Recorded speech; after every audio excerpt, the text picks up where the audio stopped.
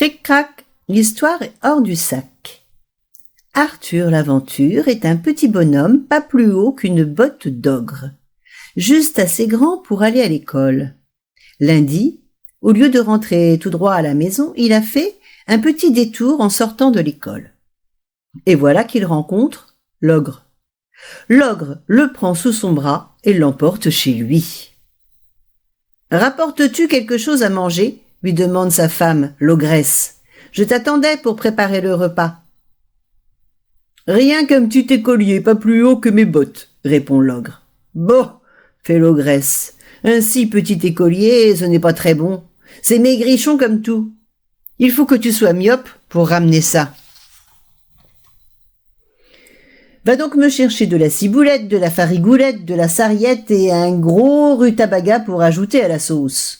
J'y vais, dit l'ogre, en laissant Arthur l'Aventure à la garde de son épouse. Le petit bonhomme, pas plus haut qu'une botte d'ogre, n'a pas du tout envie de se faire manger.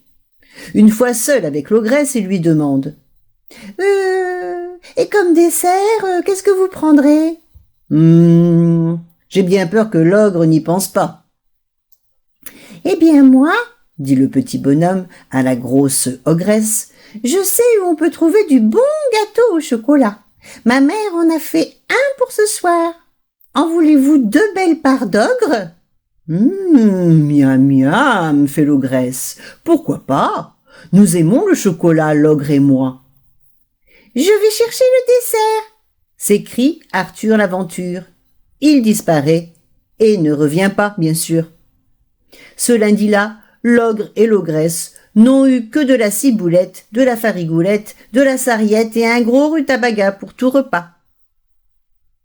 Jeudi, le petit bonhomme, pas plus haut qu'une botte d'ogre, fait un détour un peu plus grand en sortant de l'école. « Ah, te revoilà, toi !» dit l'ogre, qui le prend sous son bras pour la seconde fois et l'emporte chez lui. « Encore celui-là !» dit l'ogresse. « Tu ne vois donc pas qu'il est maigrichon et pas du tout bon ?»« C'est mieux que rien, et j'ai faim, » dit l'ogre. « Mets-le dans le placard pendant que je prépare les fines herbes. Toi, épluche les oignons. » Dès que le bouillon bout, l'ogre affamé va tirer Arthur l'Aventure du fond du placard pour le mettre à cuire. Mais le petit bonhomme n'a pas envie d'aller dans la marmite pour être cuit puis mangé par l'ogre et l'ogresse. Non, non et non. Il tend à l'ogre l'une de ses vieilles bottes, et l'ogre, qui a très faim et qui n'y voit rien, la plonge dans la marmite. Plouf ! La porte du placard est restée ouverte.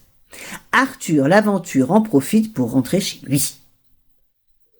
Le temps passe, et puis le mardi suivant, le petit bonhomme pas plus haut qu'une botte d'ogre fait un très grand détour en sortant de l'école, et voilà qu'il rencontre l'ogre pour la 3e fois. L'ogre l'attrape, le prend sous son bras et l'emporte sans même le reconnaître. « Ah non !» crie l'ogresse. « Je ne mets plus d'écolier dans ma marmite. Le dernier était aussi résistant et malodorant qu'une vieille botte d'ogre. » L'ogre écoute l'ogresse et laisse partir Arthur l'Aventure qui rentre tout droit à la maison.